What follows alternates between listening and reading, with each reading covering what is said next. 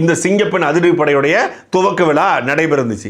இந்த துவக்க விழாவை முதல் நிகழ்வு, முதல் கையெழுத்து போட்ட நிகழ்வை ஏன் 2 முறை தள்ளி போடணும்? இன்னைக்கு சமூக வலைதளங்கள் பல பேர் எழுதுறாங்க, விஜய் அவர்களுடைய உதவியாளராக, மேலாளராக, ஆளினால் அழகுராஜாவாக இருக்கக்கூடிய ஜெகதீஷ் பழனிசாமி அவர்களுடைய வீடு கிரகப்பிரவேச புதுமனை புகுவிழா. இந்த புதுமனை புகுவிழாவுக்கு முதலமைச்சர் விஜய் அவர்கள் போறாரு. போயிட்டு புதுமனை புகுவிழா கலந்து கொண்டு தலைமைச் செயலகத்துக்கு போயிடுறாரு. முதலமைச்சர் ஜெகதீஷ் பழனிசாமியோட புதுமனை புகுவிழாவுக்கு போக வேண்டியது என்பது அவருடைய கடமையா இருக்கலாம். அவருடைய ஒரு நண்பனாக, தோழனாக, மேலாளராக எல்லாமாக அவர் இருக்காரு. நட்புக்கு முக்கியத்துவம் கொடுக்கிறாரு.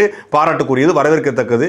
ஜெகதீஷ் பழனிசாமி போல ஒரு நல்ல எந்த விதமான இது எதிர்பார்க்காத ஒரு நண்பனுக்கு அவர் போய் நிக்கிறதெல்லாம் மாற்றுக்கிறதே கிடையாது. ஜெகதீஷ் பழனிசாமியோட புதுமனை புகுவிழா எவ்வளவு முக்கியமோ அதே போல உங்களுடைய வாக்குறுதியில் கொடுக்கப்பட்ட, நீங்கள் முதல் கையெழுத்து போட்ட சிங்கப்பெண்கள் சிறப்பு அதிரடிப்படையை துவங்கி வைக்கிறது முக்கியம் தானே. ஒரு முதல் நிகழ்ச்சியை 2 முறை ரத்து செய்யற அளவுக்கு இந்த தமிழ்நாடு அரசு அவ்வளவு வீக்கா இருக்கா? இல்ல அதிகாரியுடைய திட்டமிடல் தவறா இருக்கா? முதலமைச்சர் கேட்காம திட்டமிட்டாங்களா?